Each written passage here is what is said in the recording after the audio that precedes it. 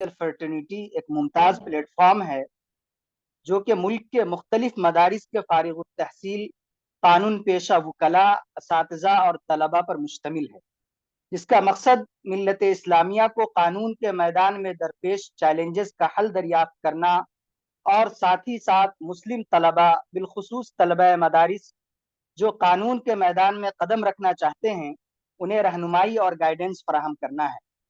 इस सिलसिले में ये इदारा मुख्तलिफ सेमिनार्स, वेबिनार्स मुनाकिद करता रहता है ताकि मिल्लत के नौजवान बिलखुसूस मदारिस के फजला को जदीद चैलेंजेस और मसाइल से रोशनास किया जा सके। आज का ये वेबिनार इसी सिलसिलतुज़्ज़हब की एक कड़ी है, जिसका उन्वान है मुस्लिम पर्सनल लॉ से मुताल्लिक पार्लियामेंट के जरिए पास किए गए कवानीन, तारुफ व तज्जिया। इसके मुहाजिर एडवोकेट मुफ्ती अबरार हसन नदवी साहब हैं, जो कि रिसर्च स्कॉलर हैं अलीगढ़ मुस्लिम यूनिवर्सिटी में, और आप एक काबिल कदर आलिम दीन, तजर्बाकार वकील और माहिर कानून हैं। आप दीनी व कानूनी मैदान में गिराकद्र खिदमात अंजाम दे रहे हैं। आपका ताल्लुक आलम इस्लाम की मशहूर दरसगाह दारुल उलूम नदवतुल उलमा से है, जहाँ से आपने अपनी इब्तदाई तालीम यानी आलमियत, फजीलत और तखस्सुस फिल इफ्ता किया है। उसके बाद आपने मरकजुल इमाम अबुल हसन अली नदवी फिल बुहूथी व दिरासातिल इस्लामिया के शोबे तहकीक से वाबस्ता रहे और वहाँ पर आपने एक साला तदरीब का कोर्स मुकम्मल किया। उसके बाद आप मदरसा ज़ियाउल उलूम रायबरेली में 5 साला तदरीसी खिदमात अंजाम दी, जिनमें बेशतर फ़िक़्ह इस्लामी की किताबें आपसे वाबस्ता रहीं और आप वहाँ के शोबे इफ्ता में बहैसियत रिसर्च स्कॉलर भी काम करते रहे। उसी दौरान फिर आप असरी तालीम की तरफ मुतवज्जे हुए और आपने अलीगढ़ मुस्लिम यूनिवर्सिटी से ग्रेजुएशन मुकम्मल किया। उसके बाद आपने लखनऊ यूनिवर्सिटी से 3 साल एलएलबी का कोर्स किया और उसके बाद बिजनेस लॉ में आपने एलएलएम किया, और एलएलएम करने के बाद आपने तकरीबन 2 साल सिटी लॉ कॉलेज लखनऊ में कानून के उस्ताद रहे और फिलवक्त आप अलीगढ़ मुस्लिम यूनिवर्सिटी से वाबस्ता हैं और यहाँ से आप पीएचडी कर रहे हैं। आपकी पीएचडी का थीसिस है dynamism of and changing need of society. इंशाल्लाह जल्द ही आपकी पीएचडी भी मुकम्मल होने वाली है। आपने थीसिस सबमिट कर दिया है। उम्मीद है कि हम अगले प्रोग्राम में आपको डॉक्टर के साथ भी इंशाल्लाह मौसूम करेंगे।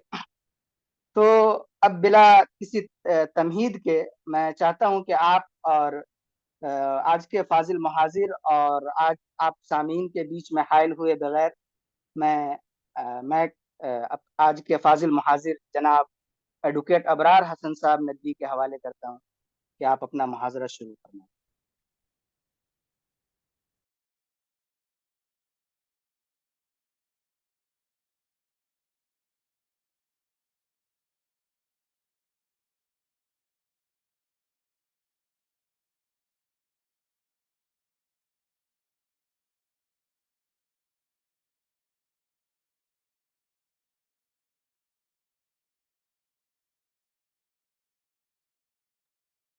मौलाना अनम्यूट करें। जी, अस्सलामु अलैकुम वरहमतुल्लाहि वबरकातुहू। मेरी आवाज़ आ रही है आप लोगों को? वालेकुम अस्सलाम वरहमतुल्लाह। जी आपकी आवाज़ आ रही है।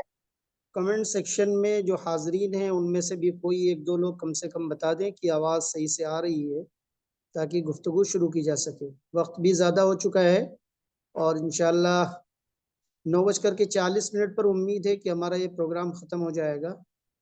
अब्दुल्ला भाई अगर बताएं तो लास्ट के 10 मिनट जो है वो सवाल जवाब का सेशन रख दिया जाए। जी बिल्कुल बिल्कुल, आपकी सवाब पर है। ठीक है, तो इंशाल्लाह 9:30 तक मुहाजरा है और 9:10 जो है जवाब के लिए।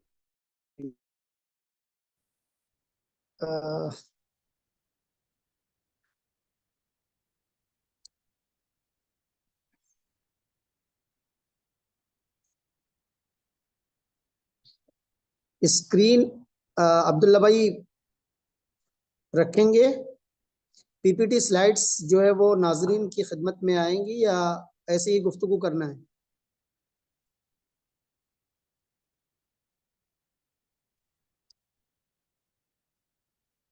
अपना ही अनलोड कर रखा है बस। जी आप पीपीटी शुरू करें, इंशाल्लाह वो शेयर कर दी जाएगी। आप स्टार्ट, आप अच्छा, शुरू करें। ठीक कैमरा ठीक ऑन ठीक। कर लिया जाए। जी जी, कैमरा फिर से मैं अपना ऑन कर रहा हूँ।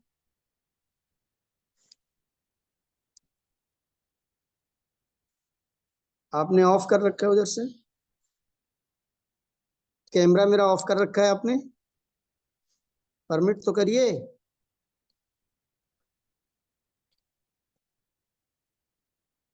हाँ, शुरू करें।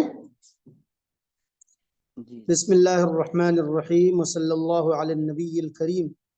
अल्लाहुम्मा अन्फ़अना बिमा अल्लमतना व अल्लिमना मा यनफ़अुना व ज़िदना इल्मा वल्हम्दुलिल्लाहि अला कुल्लि हाल।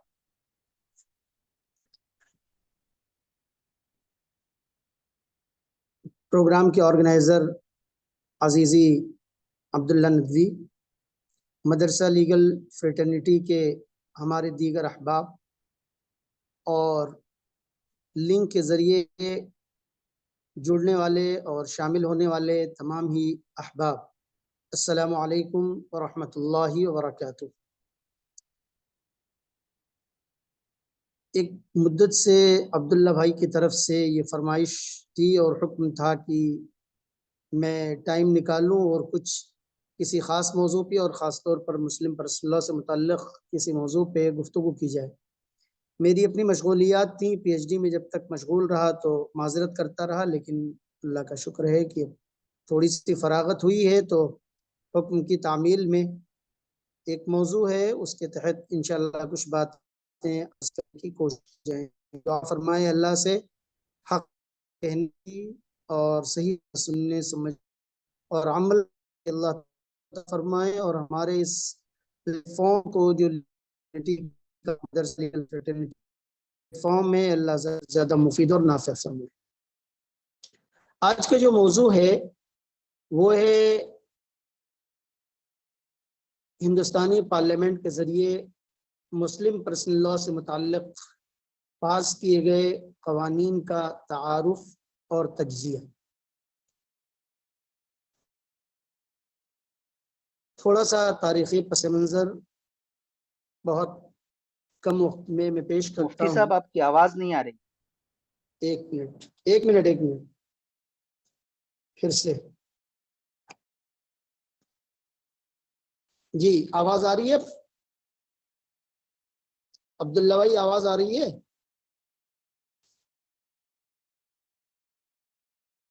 अब आवाज आ रही है? सामईन बता दें आवाज आ रही है नहीं आ रही? आवाज आ रही है? शुरू करता हूँ। बिस्मिल्लाहिर्रहमानिर्रहीम। पहले भी मैं अर्ज कर चुका कि ये जो प्रोग्राम है इसका मौजू है हिंदुस्तानी पार्लियामेंट के ज़रिए से मुस्लिम पर्सनल लॉ से मुताल्लिक़ जो कवानीन पास किए गए हैं उनका तारुफ और तज्ज़िया। मुस्लिम पर्सनल लॉ का लफ्ज़ आता है,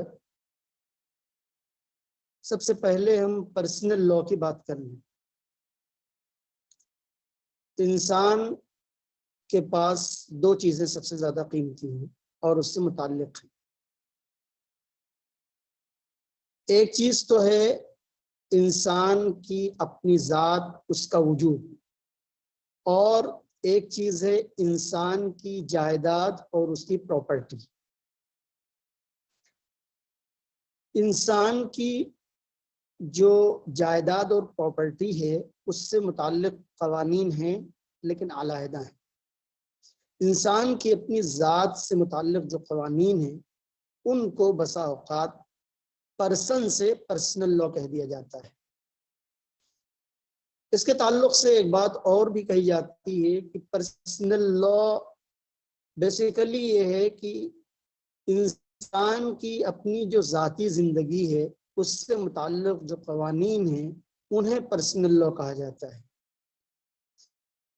एक बात यही मैं अर्ज करता चलूं कि अगर पर्सनल लॉ की बात की जाए तो मुस्लिम लफ्ज के साथ पर्सनल लॉ का इतना जिक्र हमारे मुल्क में हो गया है कि ऐसा लगता है हमारे बिरादरान वतन भी और खुद मुसलमान भी यही समझने लगे हैं कि पर्सनल लॉ सिर्फ मुसलमानों का है और दीगर लोगों के पास नहीं है। दूसरी चीज ये समझी जाती है कि हुकूमत ने पर्सनल लॉ की इजाजत दे दी तो गोया कि ये मुसलमानों के साथ खुसूसी करम का मामला किया। लफ्ज करम विद इन इन्वर्टेड कॉमास में है। कोई मर्सी है, कोई रहम है मुसलमानों के साथ। तो मैं यहाँ वाज़ेह करता चलूं कि ऐसा हरगिज नहीं है। मुसलमानों को जो मिला है पर्सनल लॉ के नाम से, वो कैसे मिला, क्या मिला, उसकी तारीख भी बताऊंगा। लेकिन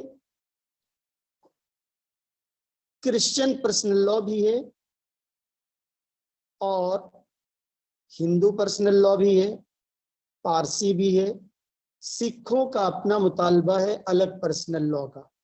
तो इसलिए अगर किसी के जहन में ये गलत फहमी हो कि ये मुसलमानों के साथ खुसूसी रियायत की बात है तो वो गलत फहमी जहन से निकाल देनी चाहिए। पर्सनल लॉ के ताल्लुक से एक दो बातें और। एक बात तो ये है कि यूरोप में खासतौर पर चर्च यानी कलीसिया और वहाँ की जो हुकूमतें हैं, जो वहाँ का पढ़ा लिखा तबका था, उसके दरमियान जो एक खाना जंगी की कैफियत हुई। नो डाउट कलीसिया का अपना रोल ऐसा था कि वहाँ के लोग कलीसिया से बदजन हो गए थे और बगावत पर आमादा हो गए थे।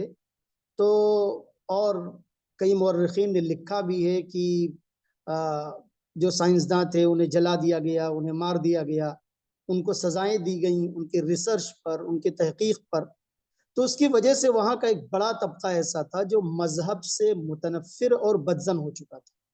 तो उसने ये किया, ऐसा है कि तुम्हें हम एक एरिया दे देते हैं, तुम वहाँ पे जाके खुश रहो और तुम अपनी हुकूमत भी वहीं पे चलाओ, तुम अपना सब कुछ वहीं करो।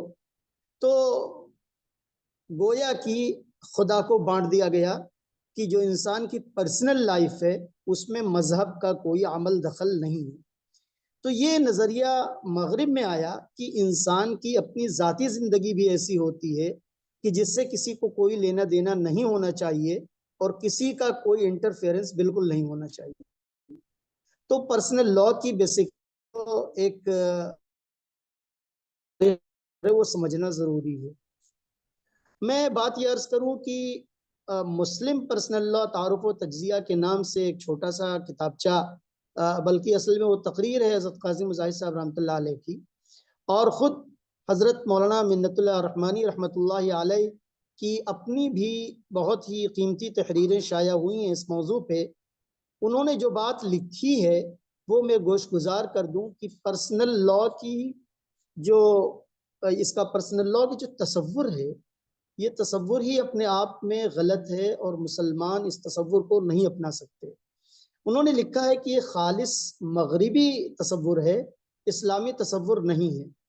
और जब तलाक के मौजू पे बहुत ही गर्मा गर्म बहसें चल रही थी तो उसमें शायद किसी ने कहा भी था कि ये जो मुसलमानों का पर्सनल लॉ है, तो उनके की जो वजह थी, समझ लीजिए कि मुस्लिम पर्सनल लॉ शरिया एप्लीकेशन एक्ट उनसे अंग्रेज के दौरे हुकूमत में आज़ादी हिंद से 10 साल पहले पास किया गया। तो वहां पर मुस्लिम पर्सनल लॉ का लफ्ज आया। तो बसा औकात कुछ लोग ये भी कहते हैं कि मुसलमान आज जिस पर्सनल लॉ की बात कर रहे हैं ये तो अंग्रेजों का बनाया हुआ कानून है। तो हजरत काजी मुजाहिद साहब रहमतुल्लाह अलैह ने जो बात कही, मौलाना मिन्नतुल्लाह रहमानी साहब रहमतुल्लाह अलैह ने जो बात कही, और ये जो सवाल है, तीनों को मिला करके मैं एक बात अर्ज करूं कि शरिया एप्लीकेशन एक्ट, जिसको Muslim personal law with in bracket Sharia application act कहा जाता है, उसके वजूद में आने का जो सबब था, जो उन बुजुर्गों ने बयान किया है, वो ये है कि किसी ज़माने में यहाँ का कोई ख़ानदान था, वो इस्लाम ले आया और उस ख़ानदान में बाप का इंतकाल हुआ और उसके बाद बहन और भाई के दरमियान जायदाद के बंटवारे का मसला आ गया। तो जो जायदाद के बंटवारे का मसला था उसमें बहन ने दावा किया कि बाप की प्रॉपर्टी से मुझे भी हिस्सा मिलना चाहिए। भाई ने, जो बहन थी मुसलमान, उसने अंग्रेज हाकिम के यहाँ जब मुकदमा दायर किया और कहा कि मैं मुसलमान हूँ और मुझे हिस्सा मिलना चाहिए, तो भाई ने यह दलील दी कि चूंकि मैं राजपूत घराने से हूँ और हमारे यहाँ कस्टम यह है कि लड़कियों को हिस्सा नहीं दिया जाता है बाप की प्रॉपर्टी में से। तो उस वक्त जो उलमा थे वो इस और अंग्रेज हाकिम ने फैसला लड़के के हक में कर दिया कि जो कुछ बाप की प्रॉपर्टी है वो लड़के को मिलेगी और लड़की को नहीं मिलेगी।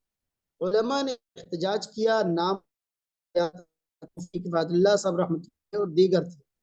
उन्होंने इतना जोरदार किया कि अंग्रेज परेशान हो गए और उन्होंने कि मुसलमानों के लिए ये रियायत रखी जाए कि अगर कोई ऐसा मसला आता है जो खालिस फैमिली लॉ से मुताल्लिक हो तो उसमें शरिया को ही लागू किया जाएगा। चुनांचे ये जो शरिया एप्लीकेशन एक्ट है इसमें कुल 6 सेक्शन हैं और उसका जो सेक्शन 2 है, जो दफा 2 है, उसमें क्लियर कट कहा गया कि if the parties are Muslim then the rule of decision shall be Sharia, कि अगर दोनों ही फरीक मुसलमान हैं और कोई तनाज़ा इस तरह का आता है जो फैमिली अफेयर्स से रिलेटेड है, तो ऐसी सूरत में जो फैसले की बुनियाद होगी वो शरीयत होगी।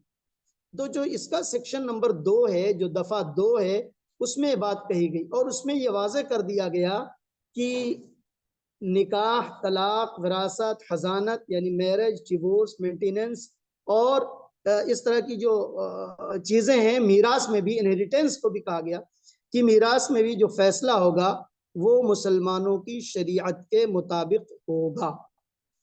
तो ये जो यहाँ पर मुस्लिम पर्सनल लॉ शरिया एप्लीकेशन एक्ट पारित हुआ तो उसकी वजह से लोगों को गलतफहमी हो गई और आज भी हमारे इस प्रोग्राम में शरीक हैं अक्सर हमारे लीगल मदरसा लीगल फ्रेटर्निटी के अहबाब, वो जानते हैं कि आज भी हिंदुस्तानी यूनिवर्सिटीज़ में फैमिली लॉ जो पढ़ाया जाता है उसमें मुस्लिम लॉ और हिंदू लॉ जो पढ़ाया जाता है, तो जो फैमिली लॉ का वो चैप्टर जो मुस्लिम लॉ जो मुसलमानों से मुताल्लिक है उसको मुस्लिम लॉ कहा जाता है।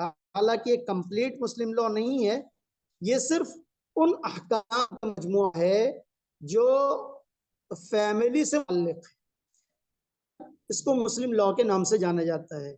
तो इस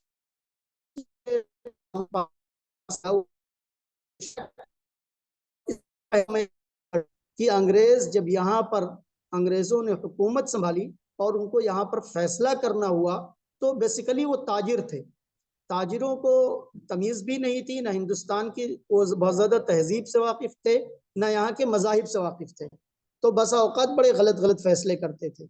तो बहुत से मसाइल ऐसे पेश आए कि उन्होंने मजबूर होकर के ये कह दिया कि अगर मुसलमानों का मसला है तो मुसलमानों का कोई काजी होगा या इनका कोई आलिम होगा जो बताएगा कि शरीयत का क्या हुक्म है, और ऐसे ही अगर ये मसला किसी हिंदू का होगा तो उनके जो धर्म गुरु हैं जो ग्रंथों को जानते हैं वो बताएंगे कि फैसला कैसे होना चाहिए। तो ये जो 1937 का एक्ट है सबसे पहले जब आया तो उसमें गोया कि ये तय कर दिया गया कि मुसलमानों के ताल्लुक से जो भी फैसला होगा इन उमूर में उसको शरीयत के मुताबिक ही डिसाइड किया जाएगा। इसके बाद अंग्रेजों ने दूसरा कानून बनाया 1939 में, dissolution of Muslim marriage act, जिसको निकाह इनफिसाख निकाह मुस्लिमीन के नाम से जाना जाता है, मुसलमानों के निकाह फस्ख करने का तरीका। एक बात और भी मैं अर्ज कर दूं कि हमारे उलमा के ऊपर एक एतराज़ हमेशा किया जाता है और कहा जाता है, जो कि सिर्फ और सिर्फ प्रोपेगेंडा है, कि उलमा औरतों के मुखालिफ हैं और औरतों को हुकूक नहीं देते हैं। हालांकि अभी मैंने जो तारीख बताई वो साफ साफ तारीख बताती है कि एक मुस्लिम लड़की को उसके बाप की प्रॉपर्टी में से हिस्सा नहीं मिला तो उसकी वजह से मुस्लिम उलमा ने एहतजाज किया और अंग्रेज़ों को मजबूर कर दिया कि वो ये एक्ट पास करें। तो अंग्रेज होशियार थे, वो जानते थे कि किन चीजों पे हाथ नहीं रखना है। बावजूद इसके कि उन्होंने जुल्म किया, सताया, वो गलत थे, लेकिन वो ये जानते थे कि कौन से इश्यूज ऐसे हैं कि जिसको छूने का मतलब भेड़ों के छत्ते पे हाथ डालना है। तो उन्होंने ये एक्ट पास किया। अब 1939 में जो दूसरा एक्ट आया, dissolution of Muslim marriage act, मैं एक बात अर्ज करता चलूं कि फिर मुस्लिम पर्सनल लॉ का मतलब क्या हुआ, या पर्सनल लॉ का मतलब क्या हुआ। तो पर्सनल लॉ का मतलब ये हुआ कि लोगों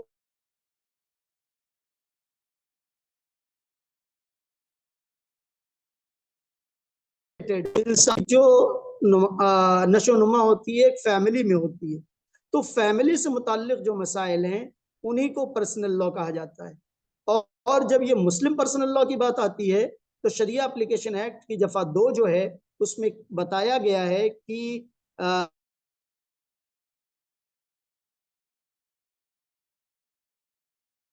जो उमूर हैं ये सब के सब मुस्लिम पर्सनल लॉ के ज़ैल में आते हैं। कस्टडी है और इसी तरीके से गार्जियनशिप है, ये उमूर भी इसमें आते हैं। दूसरा इशू है वो है dissolution of Muslim marriage act का। 1939 में वो कानून आया, उसमें भी मुस्लिम पर्सनल लॉ बोर्ड के बाद बड़े जिम्मेदारान से इस सिलसिले में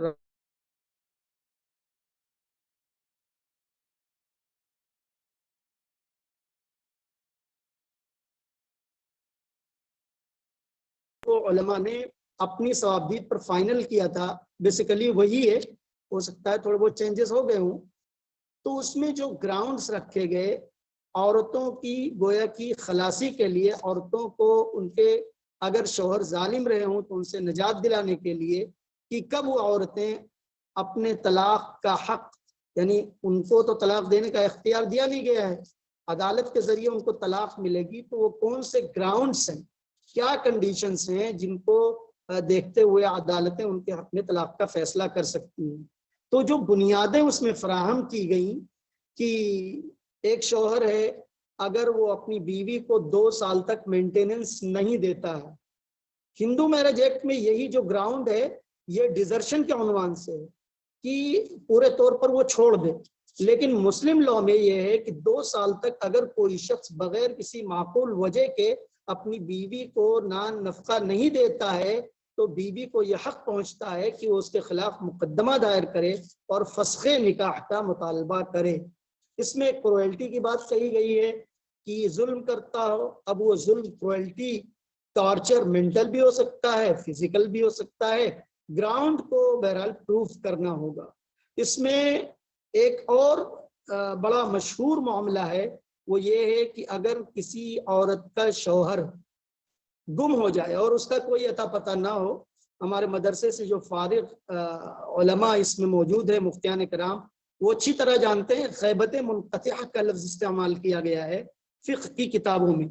इस तरह से कोई शख्स गायब हो जाए कि उसका कोई अता पता हो, अता पता ना हो, नियर अबाउट्स ना हो उसके, और 4 साल तक उसकी कोई खबर ना मिले किसी तरह कि वो जिंदा है या मुर्दा है, कहाँ गया, कुछ नहीं पता। तो ऐसी सूरत में 4 साल अगर मुकम्मल हो जाते हैं तो फिर मान लिया जाता है कि वो शख्स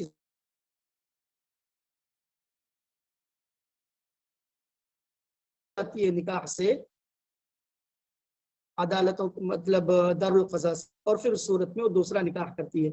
मैं यहाँ प्रयास करता चलूँ कि हज़रत थानवी रहमतुल्लाह अलैह की अल-हिलतुन नाजिज़ा लिल हलीलतिल आजिज़ा जो किताब है जिसमें खासतौर पर फ़िक़्ह मालिकी को गोया की मेयार मान करके ये फैसला किया गया है कि 4 साल तक अगर कोई गायब हो जाए तो फिर उसके बाद उसकी बीवी को हक होता है कि वो अपना निकाह दारुल क़ज़ा से फस्ख़ करवा करके दूसरा निकाह कर ले।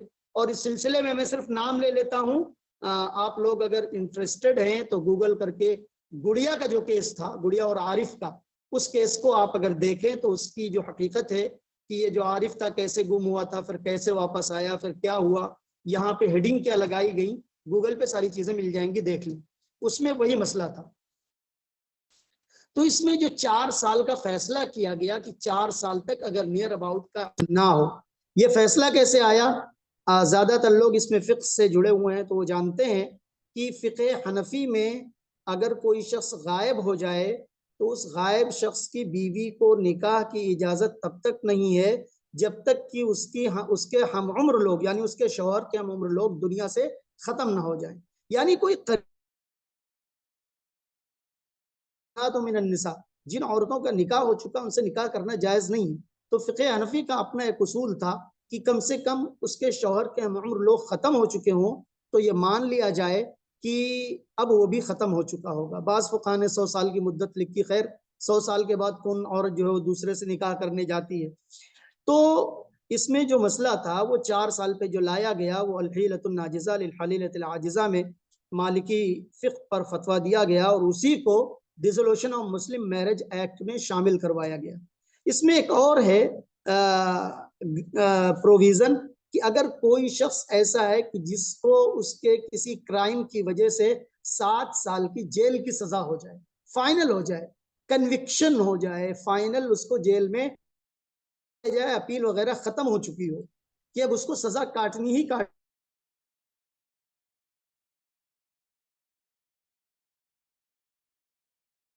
निकाह का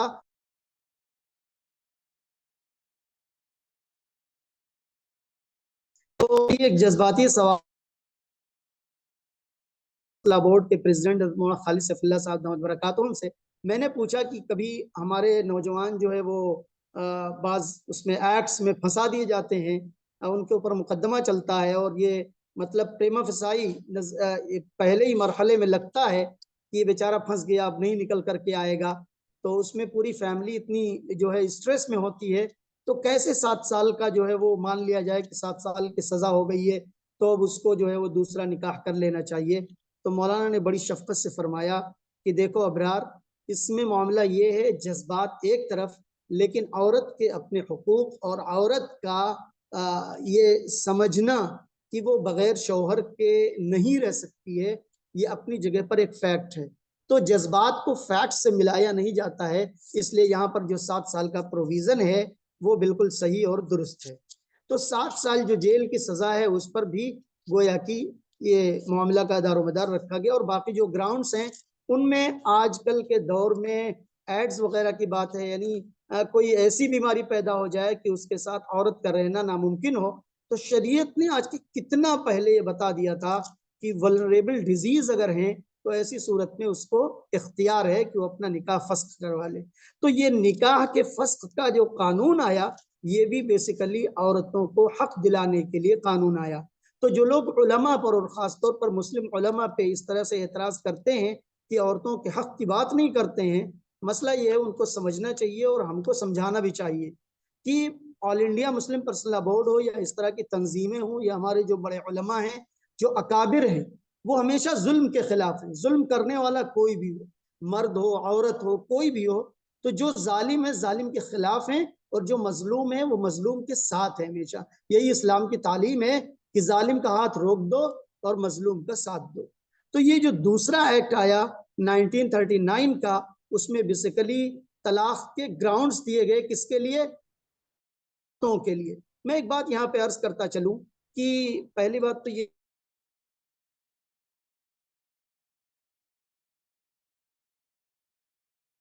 में भी तलाक का कोई तस्वुर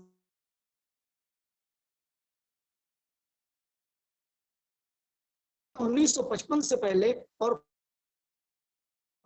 पास टीचर्स खुल के कहते थे कि जिस जमाने में हिंदू मैरिज एक्ट पास हो रहा था तो बहुत से पार्लियामेंटेरियंस थे जो गुस्सा होकर के भागते थे और हमारे अम्बेडकर जी चाहते थे कि किसी तरह कानून पास हो जाए और बकिया और लोग थे जो मुखालिफत करते थे कि नहीं इससे तो धर्म बदल जाएगा।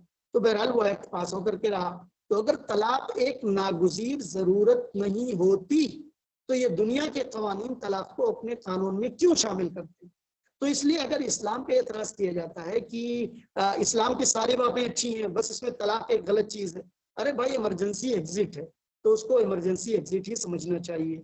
अभी बाकी और चीजें तलाक के ताल्लुक से इंशाल्लाह मैं आगे चलकर फिर करता हूँ। तो ये दूसरा कानून था। ये दोनों कानून चूंकि कब पास किए गए? 1937 में, 1939 में।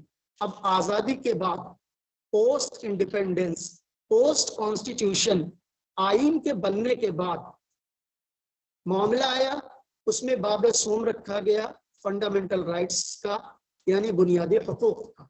और बुनियादी हुकूक की इब्तिदा दफा 12 से हो रही है, आर्टिकल 12 से हो रही है। आर्टिकल 12 में तो स्टेट क्या है उसकी तारीफ है, लेकिन आर्टिकल 13 में जो बात कही गई है वो ये है कि चाहे आज़ादी के पहले कोई कानून बनाया गया हो और चाहे आज़ादी के बाद कोई कानून बनाया जाए, अगर वो फंडामेंटल राइट्स जो यहाँ पर दिए जा रहे हैं उनसे टकराता है तो ऐसी सूरत में तनाकुस की हद तक वो गोया कि बातिल होगा। अब वहीं पर दफा 13 में कौन सी चीजें लॉ हैं और कौन सी चीजें लॉ नहीं है, उसकी भी एक बहस की गई है कि कौन सी चीजें इसके झेल में आएंगी और कौन सी चीजें नहीं आएंगी। वो एक तफसीली और थोड़ा सा पेचीदा मौजू है, मैं उसको छोड़ता हूँ। तो ये दो कवानीन तो आ गए। अब उसके बाद आईन में एक दफा रखी गई, दफा 44,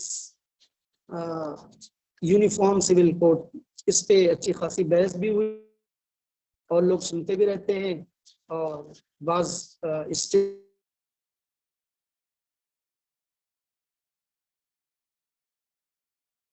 गवर्नमेंट जो इस सिलसिले में बहुत ज्यादा एक्टिव भी है। यूनिफॉर्म सिविल कोड के ताल्लुक से और जो तफसीलात हैं वो अपनी जगह पर, यहाँ पर मैं अर्ज कर दूं यूनिफॉर्म सिविल कोड लाने का क्या मतलब, क्यों लाना चाहते हैं। मिस्टर गोखले, जिस जमाने में गालिबन मिस्टर पाटिस्कर, मिस्टर गोखले ये नाम है, वजीर कानून पहले के रहे हैं, इन्होंने बास चीजों के सिलसिले में थोड़ी बहुत कानून साजी की तो कहा कि ये जो है यूनिफॉर्म सिविल कोड की तरफ हमारा एक कदम है और हम जो है कोशिश करेंगे और बनाएंगे। यूनिफॉर्म सिविल कोड का एक जो शोशा था, रह रहकर उसमें उबाल आता रहता है।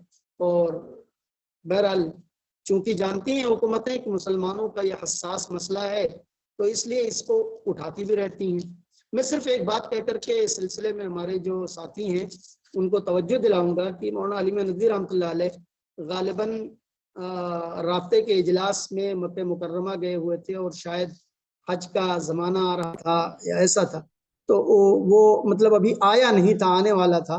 तो वो जो है वहाँ उस शायद हज को छोड़ करके अभी एहराम नहीं बांधा होगा, चुनांचे वो यहाँ तशरीफ लाए और 1972 में जो मुस्लिम पार्टी कन्वेंशन हुआ था उसमें उन्होंने शिरकत की और उस वक्त उन्होंने लिखा था कि क़ज़ियतुल मौत वल हया, ये हिंदुस्तानी मुसलमानों के लिए मौत और जिंदगी का मामला।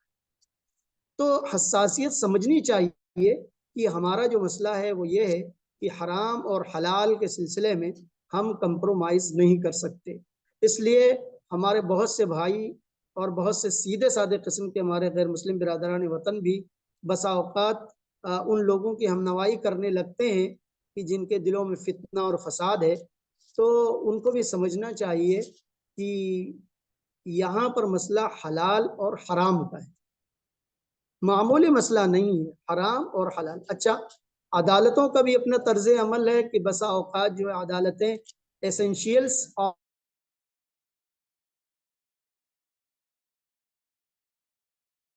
कि मजहब की बुनियादी तालीमात कौन सी हैं कौन सी नहीं है, तो यकीनन कभी वो सही भी फैसला करेंगी और कभी गलत भी करेंगी। तो नतीजा ये है कि बहुत सी चीज़ों में इस तरह के जो है वो इस तरह की परेशानियां आती रहती हैं। बहरहाल टाइम हमारे पास चूंकि कम है इसलिए हम आगे, और इस बीच में 1939 से लेकर के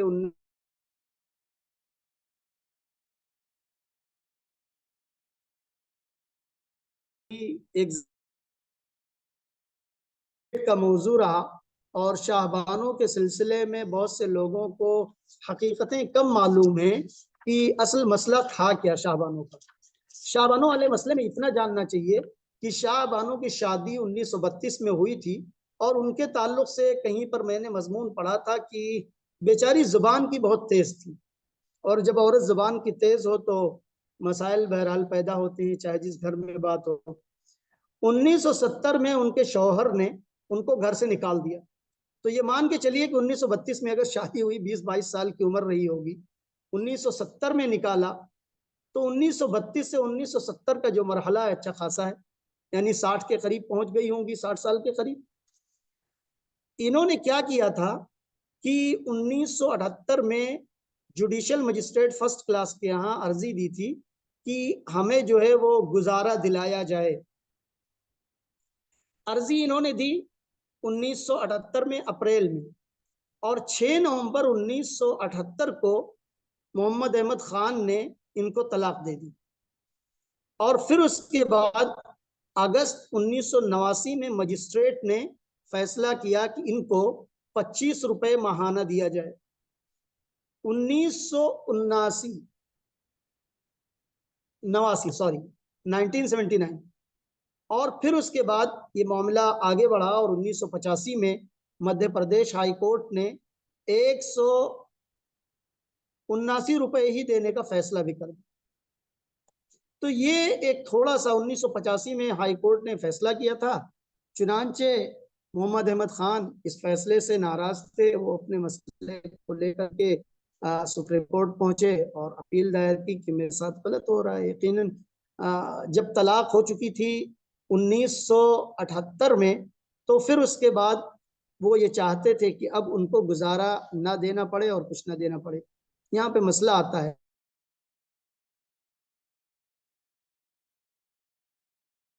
अगर तलाक हो जाती है तो तलाक की सूरत में गुजारा जो है वो इद्दत तक दिया जाएगा।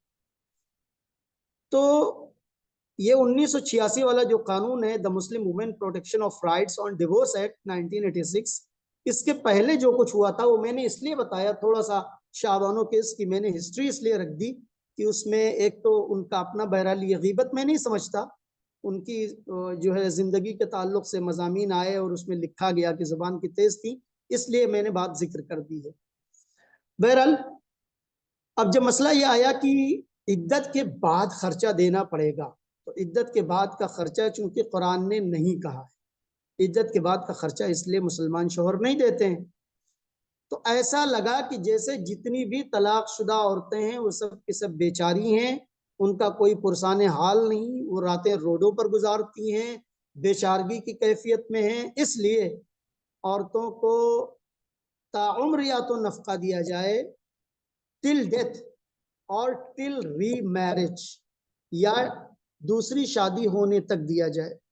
तो इस तरह का प्रोविजन चूंकि CRPC मजमूए ज़ाब्ते फौजदारी, हालांकि एक मतलब कानूनी पहलू से थोड़ा सा बारीकी है, लेकिन मैं अर्ज कर दूं कि सब्सटेंटिव लॉ और प्रोसीजरल लॉ में थोड़ा सा डिफरेंस होता है। कानून के तालिब इल्म की हैसियत से इसको मैं देखता हूं कि सब्सटेंटिव लॉ में राइट्स एंड ड्यूटीज की बात की जाती है और प्रोसीजरल लॉ में कानून के निफाज की बात की जाती है।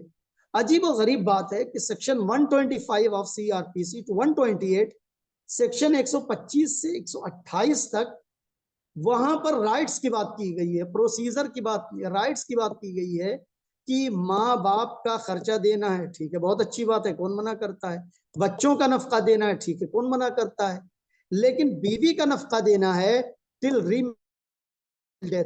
तो चूंकि ये कानून आ चुका था 1973 में,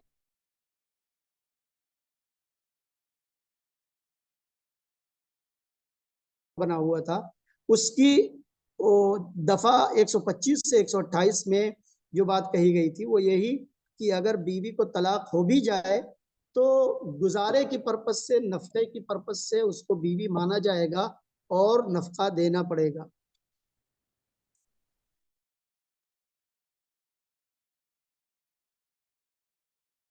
आप थे जो अभी गए, इनके वालिद थे वो, उन्होंने जो फैसला किया कि टिल रिमैरेज टिल डेथ तक दिया जाएगा, उसमें उन्होंने क्या किया कि कुरान करीम की एक आयत है, गालिबन 242 है शायद, उसमें जो नफ्ते का जिक्र नहीं है, मता का लफ्ज इस्तेमाल किया गया है। तो मता का मिस इंटरप्रिटेशन किया, और हो सकता है उनको किसी ने बताया हो और गलत बताया हो। ये भी मुमकिन है कि अपने तौर पर उन्होंने कुरान समझने की कोशिश की हो इन गुड फेथ और उनसे गलती हो गई हो। बहरहाल जो भी था, मामला तो हुआ। तो उन्होंने जो जजमेंट जिस अंदाज में लिखा, वो जजमेंट ये बताता है कि ये जो उलमा अब तक तफसीर करते रहे हैं कि मुतल्लका औरत को इद्दत तक नफका दिया जाएगा, इनका कहना गलत है। नफका दिया जाएगा, जिंदगी भर दिया जाएगा, यानी इस तरह से उन्होंने कुरान की एक नई तफसीर कर डाली। 1400 साल तारीख में जो बात किसी ने कही थी, किसी ने नहीं कही थी। मता का तर्जुमा मेंटेनेंस होता ही नहीं, नफके का तर्जुमा मेंटेनेंस का होता है और नफके के ताल्लुक से आयात मौजूद है। तो उन्होंने उसको देखने के बजाय अगर वो ये कहते सीआरपीसी में इस तरह का लिखा गया है और चूंकि ये जनरल लॉ है हम इसको सबके ऊपर अप्लाई करेंगे, तो किसी हद तक बात समझी जाती कि भाई कानूनी दावपेच है इसलिए वो कह रहे। लेकिन उन्होंने जब ये कहा कि कुरान का ये मतलब है, मैं आपसे अर्ज कर दूं कि मता के ताल्लुक से, जो मता का लफ्ज है, हमारे जो भाई यहाँ पर मदरसे बैकग्राउंड के बैठे हैं वो जानते हैं कि जो मुतल्लका औरतें होती हैं उनको जो नफका दिया जाता है वो किस सूरतों, यानी कौन सी सूरतें हैं जिसमें उनको मता भी दिया जाएगा। तो वो सूरतें ऐसी हैं, उसमें क्लासिफिकेशन किया जाएगा, देखा जाएगा कि औरत कैसी है। निकाह के वक्त उसका महर तय हुआ था या नहीं हुआ था, एक चीज। फिर उसके बाद कंज्यूमेशन ऑफ मैरिज, खलवत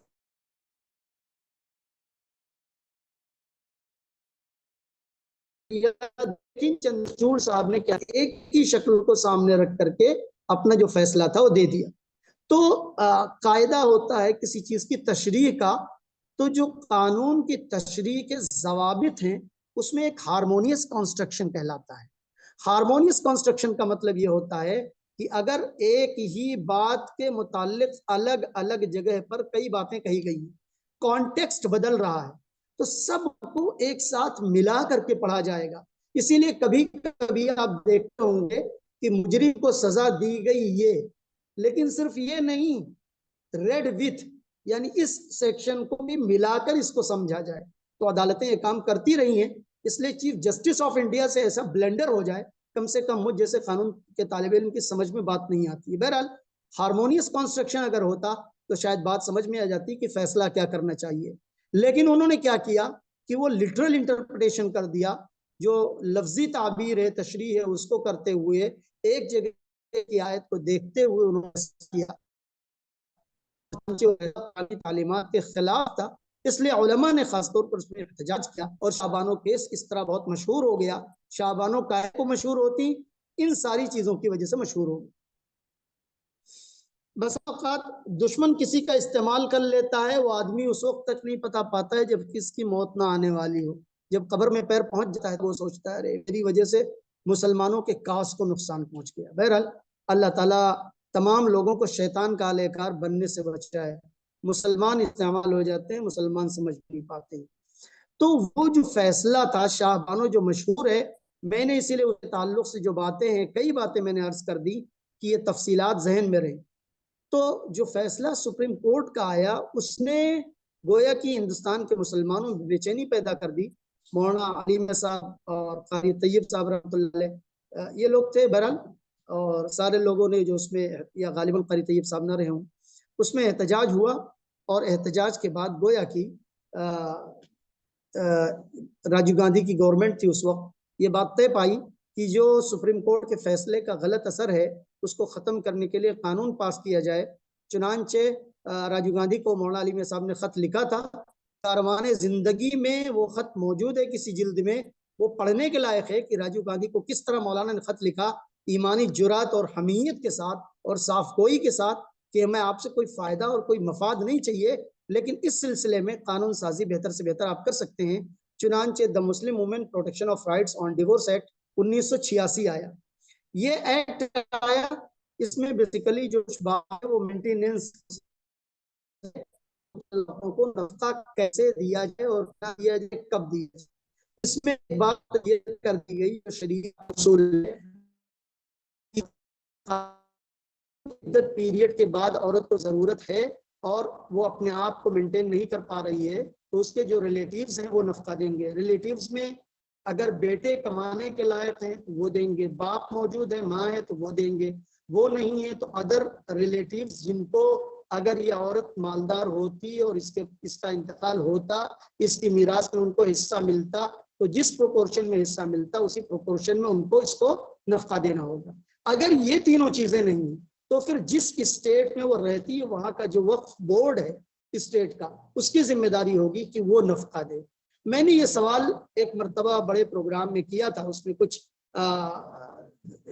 एक्स जजेस भी बैठे हुए थे कि क्या आज तक किसी एक भी केस में ये जो प्रॉपर गाइडलाइन कानून में मौजूद थी इसको फॉलो किया गया, कि मतलब पहले नंबर पे बेटे अगर मौजूद हैं या नहीं मौजूद हैं ये चेक किया जाए, फिर ये चेक किया जाए कि बाप मौजूद है दे सकता है या नहीं दे सकता है, फिर ये चेक किया जाए कि अदर रिलेटिव्स मौजूद हैं या नहीं मौजूद हैं, फिर उसके बाद ये चेक किया जाए कि वहां का वक्फ बोर्ड दे सकता है या नहीं दे सकता है, ये देखा जाए। लेकिन एक भी केस ऐसा नहीं मिलता है कि जिसमें इस बात की तहकीक करवाई गई हो और उसके बाद फैसला किया गया हो। तो बहरहाल करीन इंसाफ ये है कि कानून की किताब में जो चीजें मौजूद हैं कम से कम उसी को फॉलो कर लिया जाए, इंसाफ की बात ये है।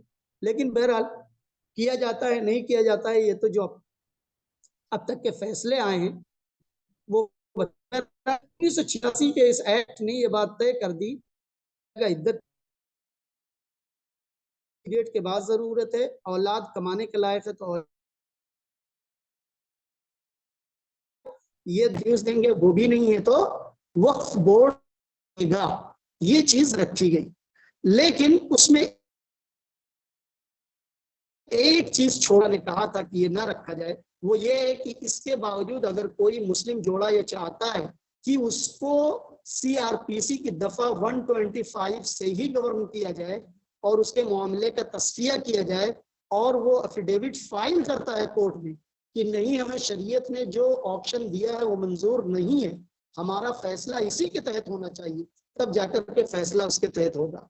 तो ये जो दफा रखी गई, ये तो जो लोग आमतौर पर अदालतों में जाते हैं उनके सोचने की बात है। मेरे ख्याल से वक्त जो है वो पूरा हो रहा है, बहरहाल बहुत मुख्तसर में करता हूँ। एक तो बातों की तरफ तवज्जो दिला करके, नफके के सिलसिले में अमूमन ये समझा जाता है कि अगर औरत को तलाक दे दी गई, इद्दत गुजर गई किसी वजह से भी सही, तो उसके बाद वो बेचारी हो जाती है। बेचारगी पर किसी इमारत को तामीर करना ये ठीक नहीं है। दूसरी बात ये कि अगर औरत के बच्चे छोटे हैं तो छोटे बच्चे जब तक वो अपने शौहर की बीवी तब तक तो उसको परवरिश का कुछ भी नहीं मिलना था, वो अपने बच्चे को छोटे बच्चे को दूध पिला रही थी उसका भी कुछ नहीं मिलना था। लेकिन अगर तलाक दे दी शौहर ने तो फिर ऐसी सूरत में अगर वो दूध पिलाती है तो बाकायदा उसका मुआवजा ले सकती है। इसी तरीके से बच्चों को अगर वो अपने पास रखेगी, पालेगी, पोसेगी तो उसका भी अलग से मेंटेनेंस उसको शरअन मिलेगा, ये शरीयत कहती है। तो जब तक यानी अगर बेटी है तो बुलूग तक उसके पास रहेगी, 2-3 बच्चे हैं तो 2-3 बच्चों का खर्च उसको मिलेगा। तो ऐसा नहीं कि रास्ते बंद हो गए, रास्ते बंद नहीं है, लेकिन अमूमन शरीयत का ये जो पहलू है इस पहलू पर न कभी गुफ्तगू होती है और न कोई गुफ्तगू करने को तैयार होता है।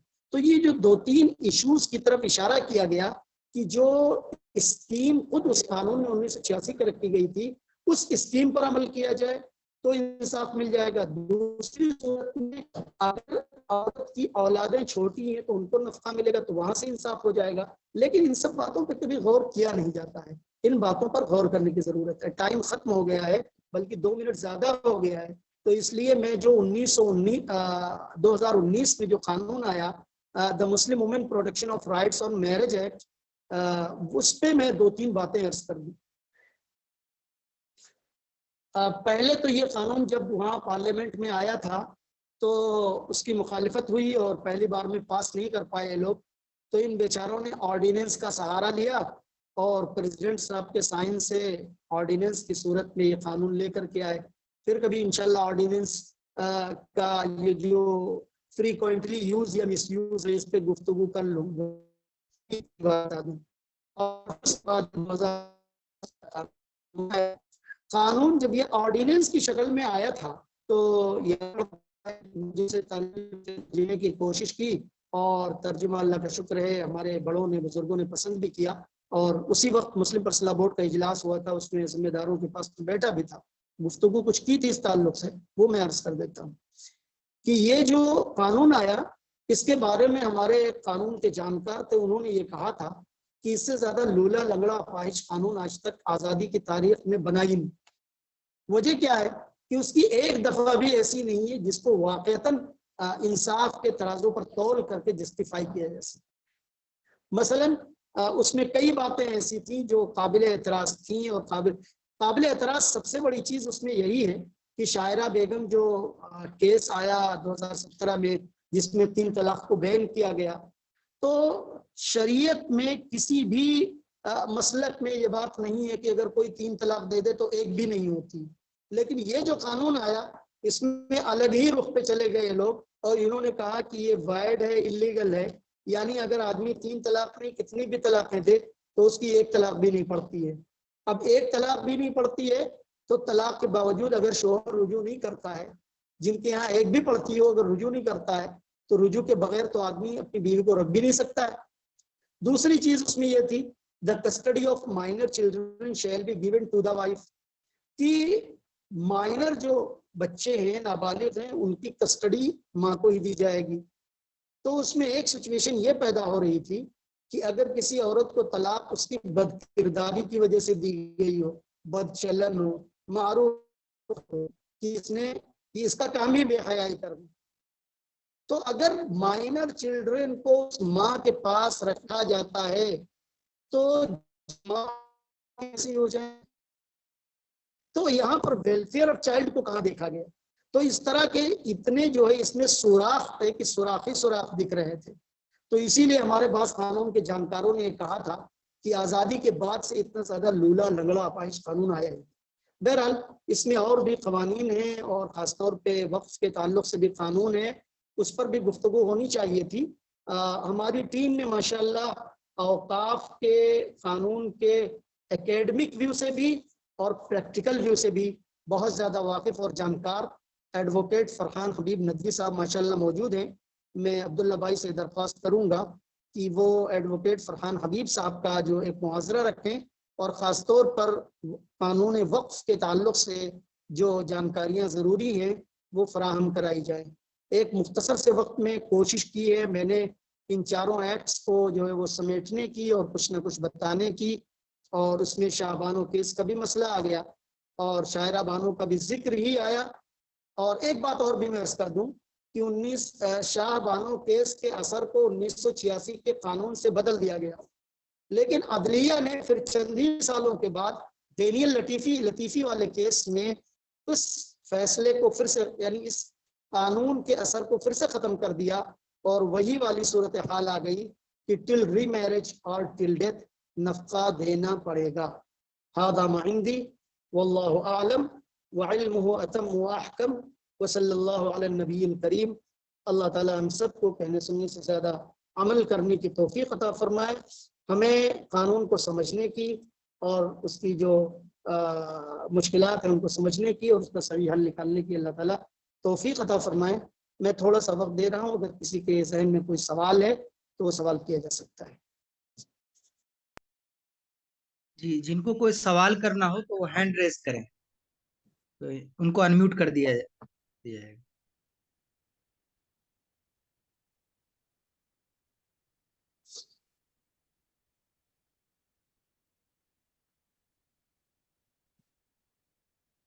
जी, इस ताल्लुक से कोई सवाल हो तो हैंड रेज करें।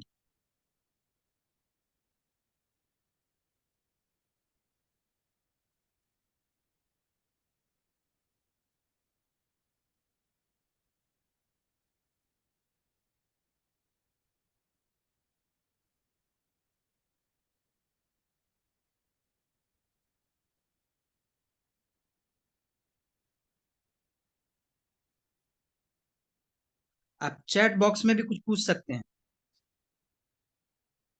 वक्फ का मुहाजरा इंशाल्लाह ये अब्दुल्ला भाई तय करेंगे। एडवोकेट फरहान हबीब नदवी साहब मौजूद है माशाल्लाह, वो बताएंगे।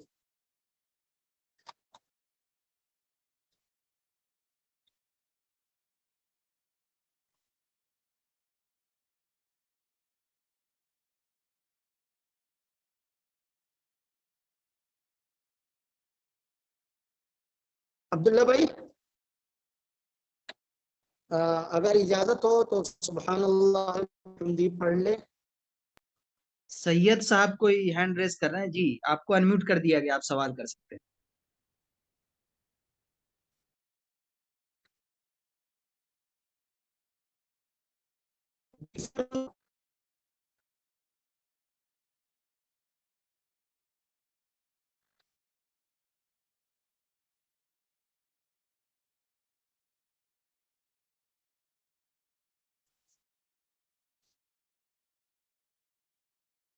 चलिए, उन्होंने अपनी बात मैसेज से कह दी।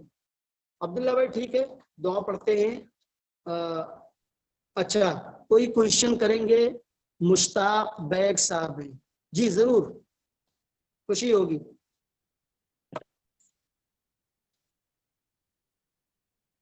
अगर आपका सवाल लंबा है अब्दुल्ला भाई, चैट बॉक्स में मेरा नंबर आप दे दें।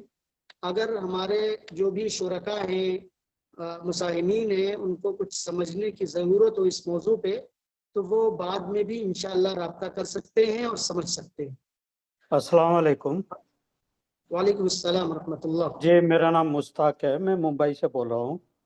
मुझे जी एक चीज आपसे जाननी थी कि ये जो हाँ यूनिफॉर्म सिविल कोड का डिस्कशन इतना चल रहा है, अगर वो आता हाँ है तो मुस्लिम हाँ। पर्सनल लॉ का क्या एग्जिस्टेंस रह जाएगी? आ, अगर आता है, देखिए ऐसा है कि बहुत सी चीजें जो यूनिफॉर्म सिविल कोड के जरिए वो लाना चाह रहे थे, तो बहुत सी चीजों का तो उन्होंने अपने हिसाब से खात्मा कर ही दिया है। एग्जिस्टेंस असल हमारे अमल से रहेगा। अगर हम अपना अमल शरीयत के मुताबिक रखते और अल्लाह उसके रसूल को हम बड़ा मानते हैं और उसके मुताबिक जिंदगी गुजारने की कोशिश करते हैं, तो हमारे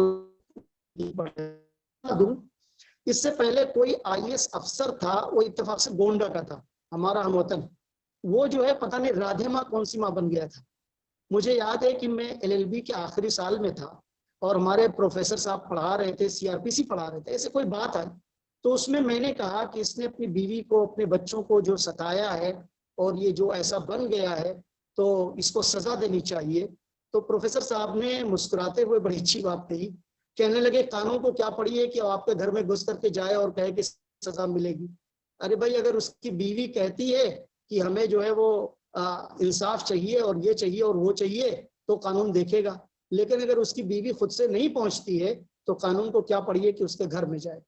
तो इसलिए मैं एक बात अर्ज करूं कि देखिए ऐसा है कि जो चीजें भी हुकूमत के इख्तियार में आएंगी और आदमी वहां तक पहुंचेगा, तो शरीयत पे अमल करना मुश्किल तो जरूर होगा, लेकिन नामुमकिन नहीं होगा। लेकिन अगर हम ये तय कर लें कि कम से कम हमें हिंदुस्तान में रह करके इजाजत है फैमिली मैटर्स में शरीयत को फॉलो करने की, तो उस सूरत में हम कर सकते हैं। नहीं, यूजुअली हम लोग ये देख रहे हैं, समझ लो कि मुस्लिम औरतें जब तक शादीशुदा हैं तो शरीयत को मान के चलते हैं, और एक बार अगर तलाक हो गया तो 2019 का जो एक्ट आया उसको सपोर्ट करते हैं और बोलते हैं कि ये सही है, क्योंकि उनको तलाक मिल गया है, इसलिए उनको वो सही लगता है, और वो लोग अपना शरीयत से अपना अटेंशन डाइवर्ट कर देते हैं जो नया एक्ट है उसके तरफ। हाँ, तो क्या होता है ना, लोग शरीयत को चूज करते हैं अपने बेनिफिट के हिसाब से, कर वही दूं। औरत। हाँ, वो एक बात मैं अर्ज कर दूं कि जी। उमूमन जितने भी केसेस कोर्ट्स में पहुंचते हैं, हम्म। यकीनन कुछ औरतों के साथ जुल्म होता है, वो जुल्म नहीं होना चाहिए। लेकिन जो केसेस कोर्ट में पहुंचते हैं उसमें उमूमन लड़की के ऊपर जुल्म हुआ हो या न जुल्म हुआ, दोनों ही सूरतों में आमतौर पे लड़की वाले लड़के को सबक सिखाना चाहते हैं और बदले की भावना से काम करते हैं। जो मतलब अब तक देखने में चीजें आई हैं कि इसकी नाक रगड़ देंगे, इसको हम बता देंगे, इसके ऊपर हम डावरी केस लगवा देंगे और फला कर देंगे, तो ये इंतकामी जज्बे से जाते हैं और जाहिर सी बात है आदमी इंतकाम में अंधा हो जाता है। तो ऐसे लोगों को काउंसलिंग की जरूरत है, उनको समझाने की जरूरत है कि भाई तुम अपनी अना की तस्कीन के लिए ऐसा तो कर रहे हो, लेकिन ये तो सोचो कि शरीयत की पामाली कहाँ पे हो रही है। तो उसमें एक तरफ उनकी काउंसलिंग की जरूरत है और दूसरी तरफ अगर हुकूमत इस तरह का कोई कानून बनाती भी है, तो पहली बात तो यह है कि वो बना, अभी तक इनके पास कोई कानून है नहीं, कोई ब्लूप्रिंट भी नहीं है। अगर कानून बनेगा, बनने के बाद उसको सुप्रीम कोर्ट में चैलेंज भी किया जाएगा कि ये कॉन्स्टिट्यूशनल नहीं है, ठीक है, उसके अलग ग्राउंड्स भी होंगे। अब वो कहां तक बात होगी, कहां तक नहीं होगी, लेकिन जो चीज गैर कानूनी है उसके गैर कानूनी या गैर आईनी होने के लिए लड़ाई तो लड़ी जाएगी। जी, और कोई सवाल? शुक्रिया सर। जज़ाकुमुल्लाह खैर व बारकल्लाहु फीक। जी। अब्दुल्ला भाई अब दुआ पढ़ी जाए। सुब्हानल्लाह व बिहम्दिह, सर मेरी सुब्हानकल्लाहुम्मा व बिहम्दिक। एक कुछ आप सवाल है, हाथ लीजिए। वो बढ़ाएं। काफी देर से हैंड रेज कर रही है उनको। अच्छा अच्छा ठीक है, सुन लेते हैं, सुन लेते हैं। जी फरमाए।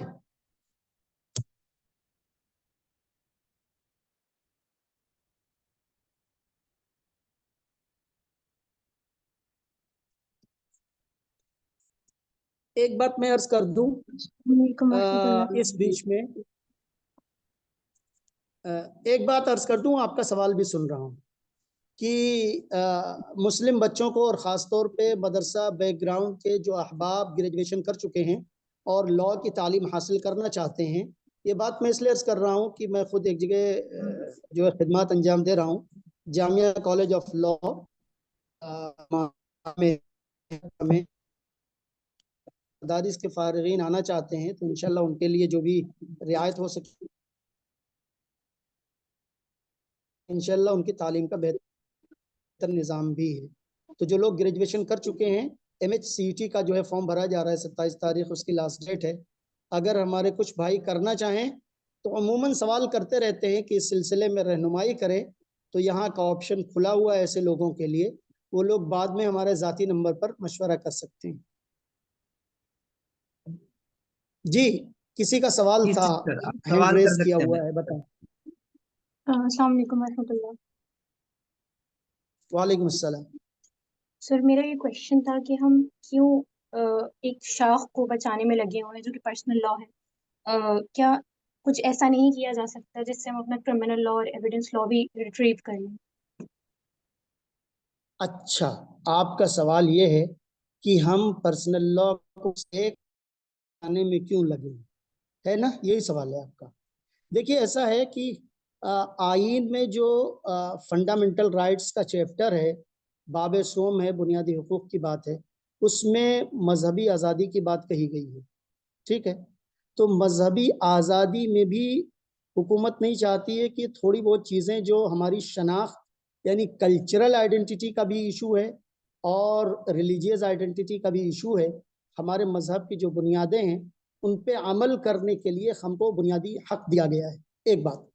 दूसरी बात यह है कि जहाँ तक क्राइम्स की बात है और जहाँ तक दूसरी चीज़ें हैं, उनके सिलसिले में चूंकि ये इस्लामी मुल्क नहीं है तो यहाँ पर क्राइम्स का अलग अलग मेयार नहीं है, इस बुनियाद पर जो है बात नहीं की जाती है। वरना अगर सब कुछ नाफिज हो जाए, इस्लामी कानून नाफिज हो जाए तो क्या कहने। मुझे याद आता है कि शायद उद्धव ठाकरे के भाई हैं, उन्होंने कभी जब यहाँ पे हिंदुस्तान में रेप बहुत हो रहे थे तो उस मौके से कहा था कि अगर इस मुल्क को इन बुराइयों से बचाना है तो इस्लामी कानून नाफिज कर दो। उनको तो हमारी छोटी छोटी चीज़ों से परेशानी है, तो चे जाए कि वो तो ये भी नहीं चाहते हैं कि ये जो चंद चीज़ें बची हैं ये भी बचें। तो ऐसा नहीं है कि हम पूरी शरीयत छोड़ करके इसी को बचाने में लगे। आईन में जो गुंजाइश रखी गई थी कि आप अपने मजहबी उमूर में अपने मजहब के मुताबिक अमल करने के लिए आज़ाद हैं, वो यही चंद चीज़ें ही बची थी। मेरे ख्याल से मेरी बहन का जो सवाल था उसका जवाब मैंने दिया, शायद समझ में आया होगा।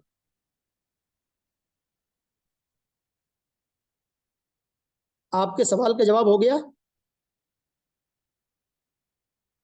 आवाज नहीं आ रही क्या? सर अनम्यूट नहीं था। आवाज नहीं आई क्या? सर आ रही है, आ रही है। तो मैंने जो जवाब दिया वो सुना आपने? मुश्किल है। आप बाद में घर में आपके कोई साहब हों तो उनके मोबाइल से फ़ोन करके अगर आपको कुछ समझना है, भाई हूँ या कोई और हूँ, तो उनके मोबाइल से फ़ोन करके आप बाद में इस मसले को समझ लें। इंशाल्लाह तफसील से समझ लें, कोई दिक्कत नहीं। ठीक है? जी सर, इंशाल्लाह। हाँ बिल्कुल बिल्कुल ठीक है। मेरे ख्याल से अब बस किया जाए, वक्त अच्छा खासा हो रहा है। सुब्हानल्लाह व बिहम्दिही, सुब्हानकल्लाहुम्मा व बिहम्दिक, नशहदु अल्ला इलाहा इल्ला अंता, नस्तगफिरुका व नतूबु इलैक। सुब्हान रब्बिका रब्बिल इज्जति अम्मा यसिफून व सलामुन अलल मुरसलीन